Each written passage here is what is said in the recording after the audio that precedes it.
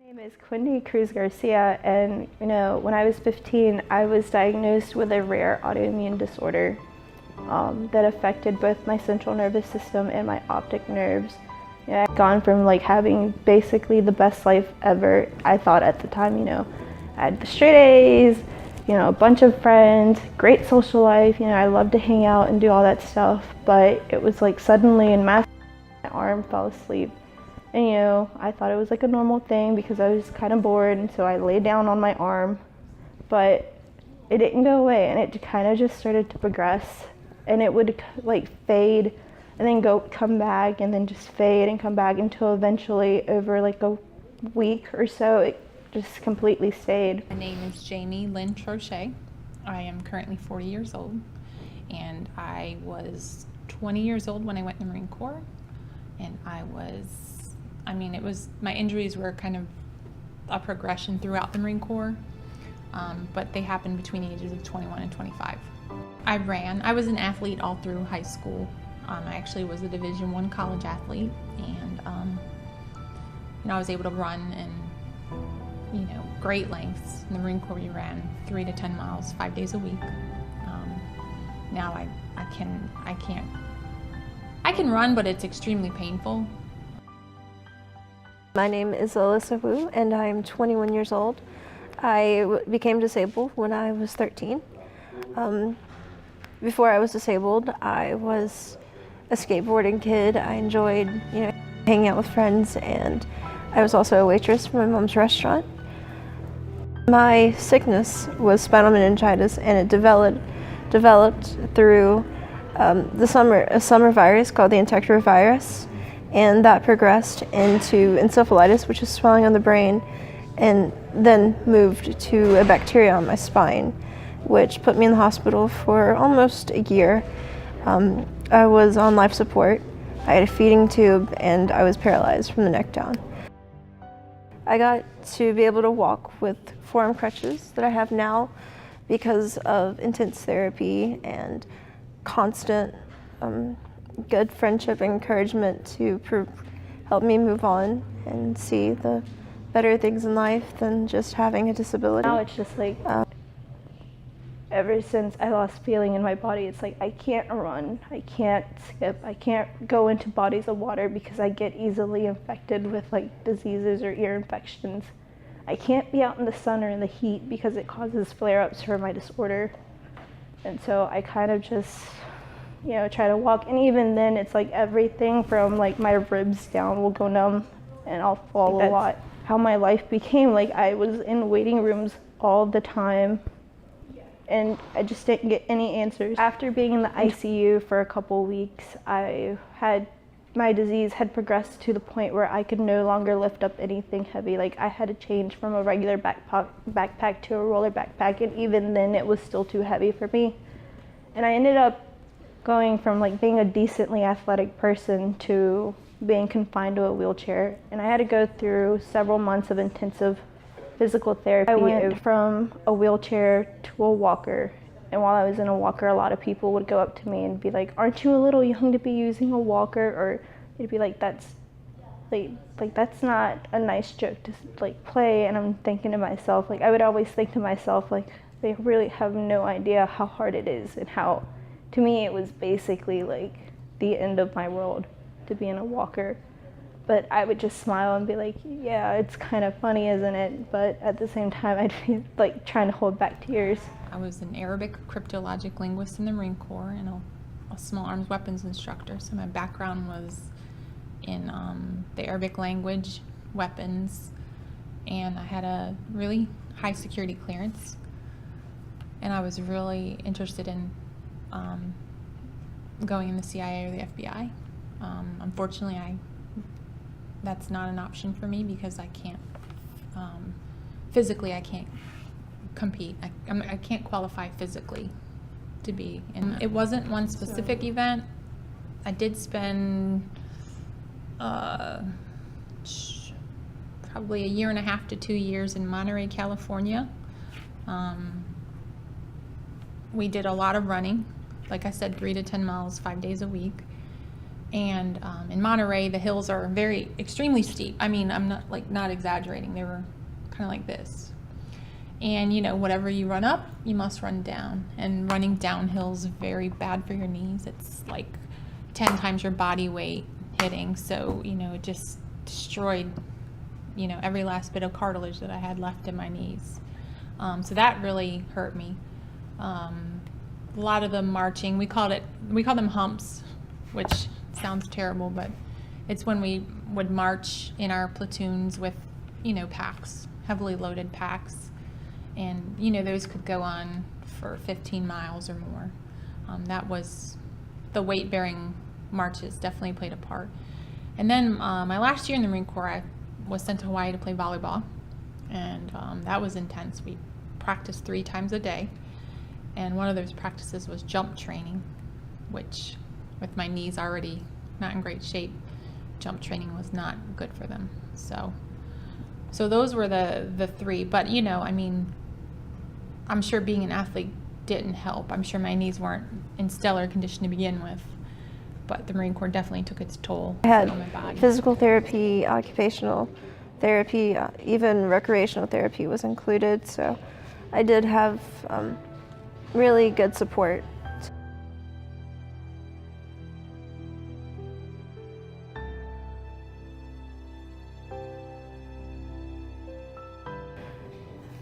While I was at the Children's Hospital, Veens Children's Hospital in Charlotte, my parents thought it would be beneficial to them and myself to get on Social Security and Medicaid because the cost of a medical bill was very high, and it was something my parents couldn't afford at the time. Like, I've had chemotherapies that are over $35,000, or I've had medications for ear infections that are about $100 a tube, and that's basically one treatment, and I needed 5 or 6 of them.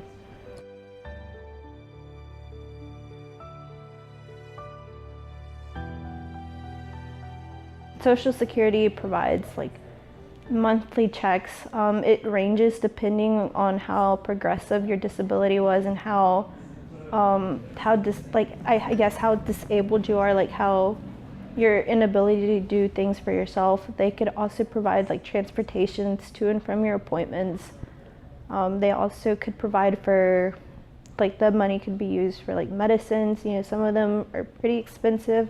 With Social Security, it kind of ticked me off a little bit because she asked me where's the disabled person, and it was kind of heartbreaking because there's a stereotype that disabled people are people who look visibly disabled, such as with Down syndrome, or they're confined to wheelchairs, or they're on walkers. And just because someone looks like they can function normally on that day doesn't mean that they don't need that help.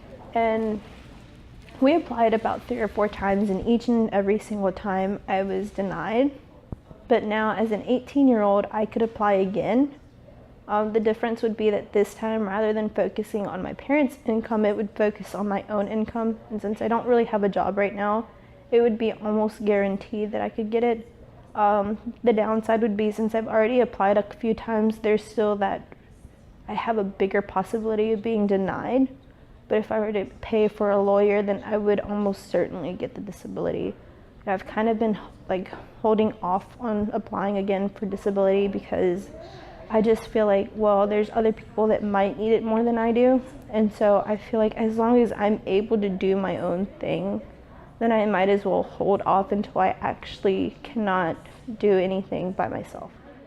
I was told at the age of 29 that I need 2 full knee replacements, which is something people normally don't hear until they're easily into their 60s, usually 70s. I also have a hard time sleeping through the night. I usually wake up with back pain.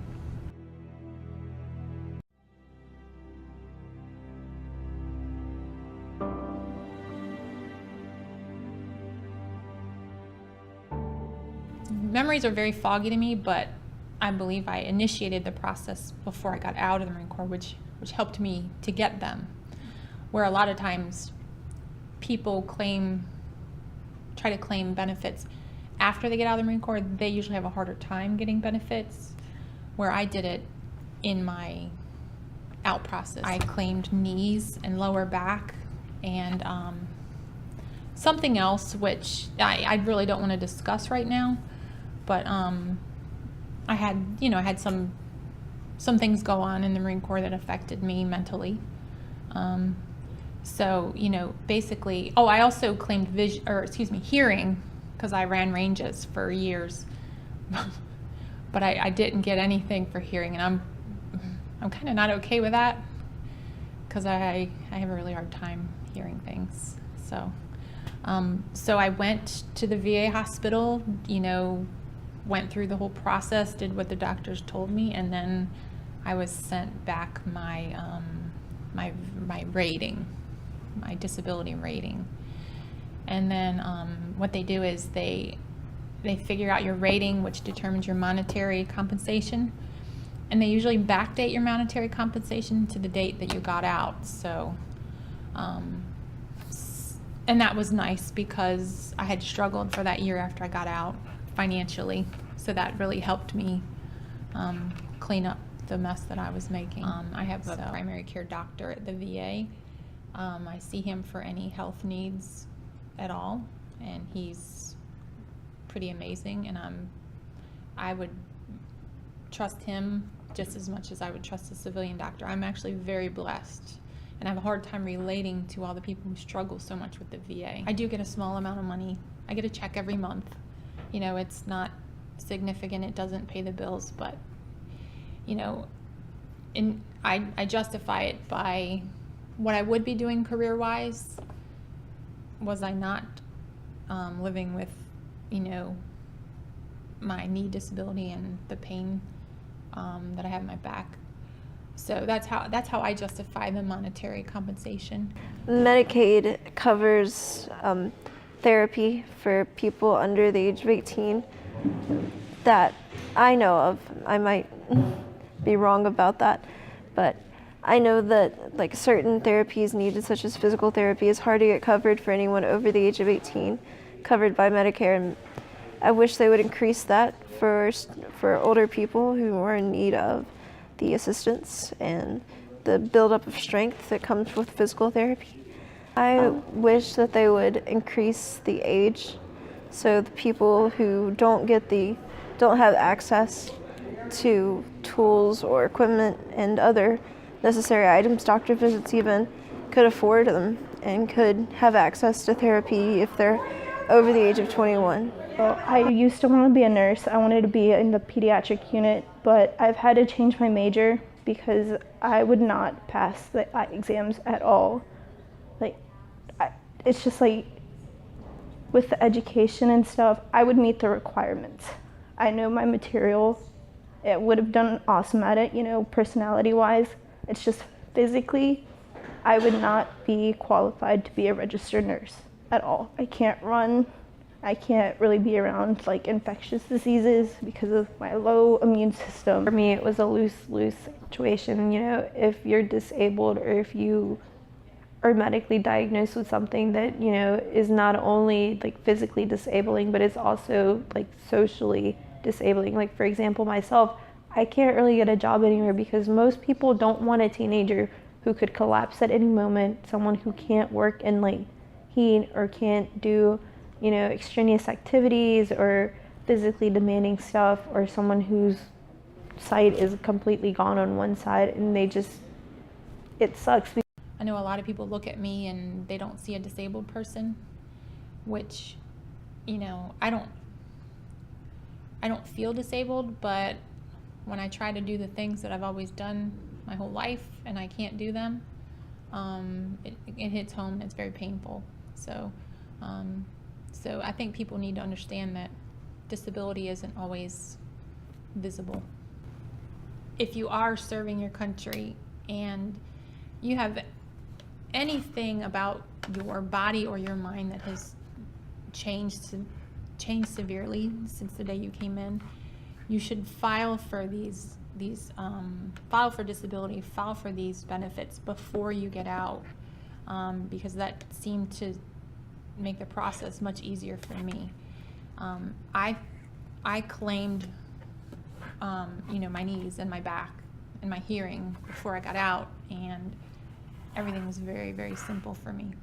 where I have friends that filed after they got out and they had to wait years to be seen, and then they were denied anything.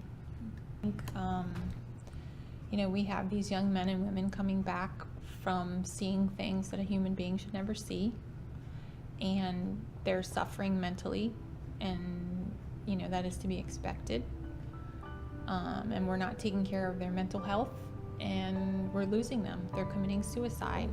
Also, the backlog, like the VA is really backlogged, so a lot of people that need to get seen can't get seen, and they're really struggling with that. But I think we're definitely not taking care of our veterans, the people who protect all of our rights to live the way we live are not being taken care of, and that's really sad to me. I've lost many Marines that I served with, and it's wrong. They had families, they had children that will no longer have them in their lives.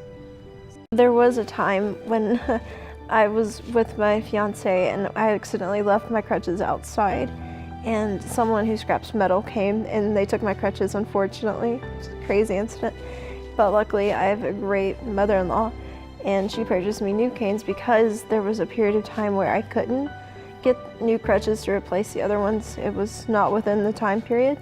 So fortunately for me, I do have the backup that I needed, but some people don't get that, and it's a hard struggle. Social Security and Medicaid usually replace old equipment every 3 years. Because I wasn't in the 3-year period to get new crutches, if I did need to get new crutches at the time, I would not have that ability. You don't really get to request what type of crutches you want. You go to a doctor and they write a note, and you take that to an equipment store that sells medical equipment, and they give you that, but you don't get to pick and choose. It's just what is given to you. I do wish that they provided better equipment because some of it is really difficult to use. I notice that when I walk with crutches, your hands get tired, you lose sensation in your fingers, and your arms get really heavy from walking with crutches at times, and wheelchairs of course too. I would say that even though I've had spinal meningitis, and even though it has affected me physically in a very hard way, it did allow me to mature younger, and it gave me great experiences that I couldn't get anywhere else. For example, I ended up at this therapy camp, or not therapy camp, a youth forum camp over the summer for children with disabilities, and in that process I ended up making a friend, and that friend ended up being my fiance as of now. So that is something that I think is, a great way to look at a disability, is not to see the negative, but to look at the positive, and having that view on life really changes how you look at the world. I guess it's just one thing that I would like for the system to change is that you don't have to be visibly or physically disabled to get Social Security, because it's like, just because you can't see it doesn't mean that it's not there. Like, some days you'll have better days than others. Some days you could see, you could almost skip if you wanted to, maybe run for like 2 seconds or do something and live function normally just like any other person. But then you could wake up the next day and feel just totally horrible. Like, you could just wake up the next day and have so much pain that you can't even get out of bed. And I think that's just one of the things that they need to realize, that it's not an everyday thing. I mean, it is, but it's not at the same time. Some days you can function, some days you can't, and that's just kind of how it goes. Yeah, I just want to be independent. Like, I want to do things for my own. I want to prove to myself that I can do things, even though I may have to do them in a different way. Invisible illness or not, sometimes you just kind of have to push forward, whether or not, you can function some days and some days you can't. And I guess that's just part of my life now, and it's a part of like other people's lives as well. I mean, just by looking at the person, you can't see what they're going through. You haven't been through their experiences, and you can't really be the judge of that.